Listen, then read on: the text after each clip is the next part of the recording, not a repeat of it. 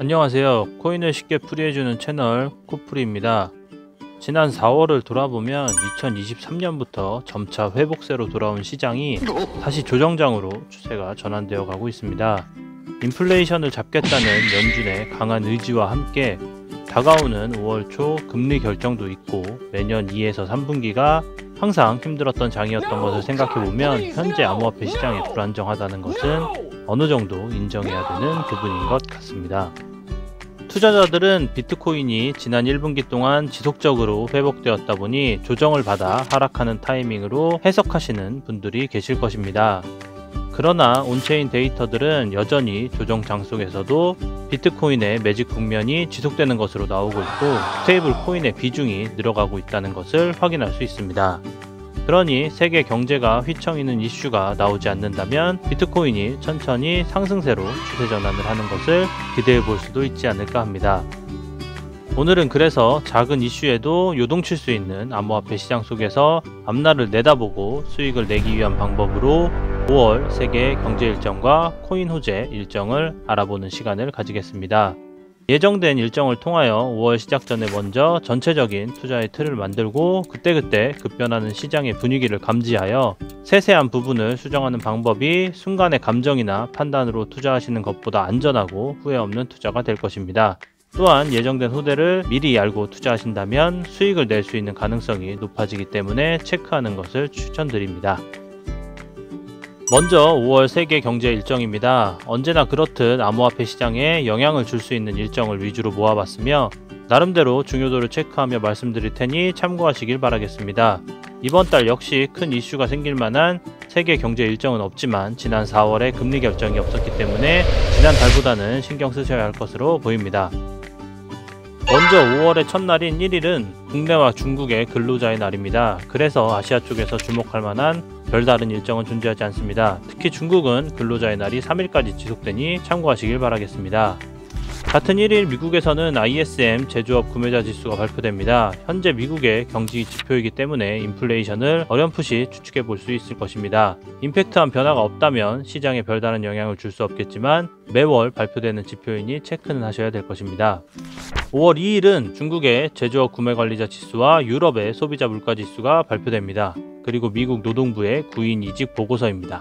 세 지표 모두 암호화폐 시장에 직접적인 영향을 주진 않지만 세계 경제 상황을 이해하는 데 도움이 될 것입니다. 3일 역시 2일과 마찬가지로 경제 보조 지표인 미국 ADP 비농업 부분의 고용 변화와 ISM 비제조업 구매자 지수 발표가 있습니다. 그러나 2에서 3일의 지표들은 모두 합친 것보다 중요한 소식이고 5월 전체의 방향을 움직이는 소식이 4일에 있습니다. 바로 미국의 금리 결정입니다. 현재는 25bp 예상이 중론이지만 시장이 어떻게 흘러간다고 연준이 판단하는가에 따라 암호화폐 시장의 방향이 결정된 것입니다. 혹시나 50bp 인상이 된다면 투자시장 전체에 타격이 클 것으로 예상되니 일정을 주의하시길 바라겠습니다. 또한 유럽의 금리 결정 역시 같이 발표됩니다. 5일 어린이날은 미국의 비농업 공용지수와 실업률이 발표됩니다. 미국 경제가 어느 정도인지를 확인할 수 있는 척도가 될 것입니다. 5월 10일은 미국의 소비자 물가지수가 발표됩니다.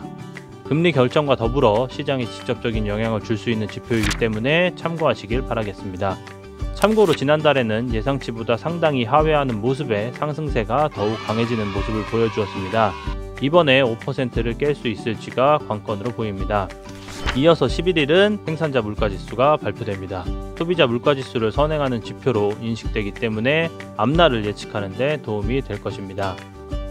다음은 5월 코인 호재와 일정에 대한 소식들입니다. 재단이나 토큰의 소식에 대해서 항상 알아두셔야 될 것은 세계 경제 일정과는 다르게 재단의 사정과 같은 경우 언제든 연기나 변동이 될 수 있다는 것을 명심하시면서 투자를 하셔야 될 것입니다.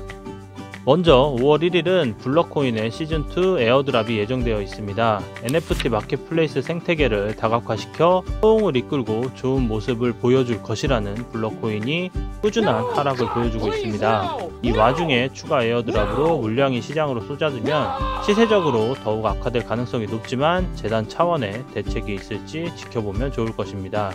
다음은 5월 3일 아발란체 서밋2가 스페인 바르셀로나에서 5일까지 예정되어 있습니다.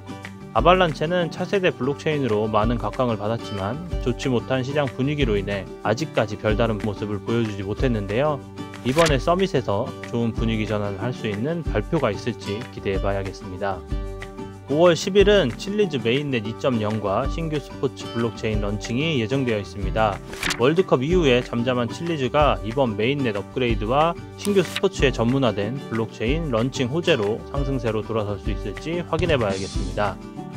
다음으로 눈여겨볼 만한 소식은 15일 갈라코인의 V2 런칭과 토큰 드랍이 예정되어 있습니다. 갈라가 새로운 버전인 V2가 런칭됨에 따라서 기존의 V1의 토큰을 1:1 비율로 스왑해줄 것이라고 합니다. 개인 홀더들에게는 별다른 신청을 하지 않아도 스왑이 된다고 하니 기다리면 될 것이라 생각됩니다. 같은 15일에 또한 비트코인 캐시 ABC가 리브랜딩된 이캐시에 네트워크 업그레이드가 있습니다. 이번에 노드 업그레이드를 통해 체인 거래 한도를 제거하고 채굴 자산 매개 변수를 더 쉽게 업데이트할 수 있을 것이라고 합니다. 다음은 5월까지 진행 예정인 일정입니다. 눈여겨볼 소식은 리도 파이낸스의 메인넷 업그레이드입니다. 5월 중순으로 예정하고 있으며 스테이킹을 주요 콘텐츠로 삼는 디파이 플랫폼인 리도 파이낸스는 현재 디파이 계열 TVL이 1위인 명실상부한 디파이 강자입니다.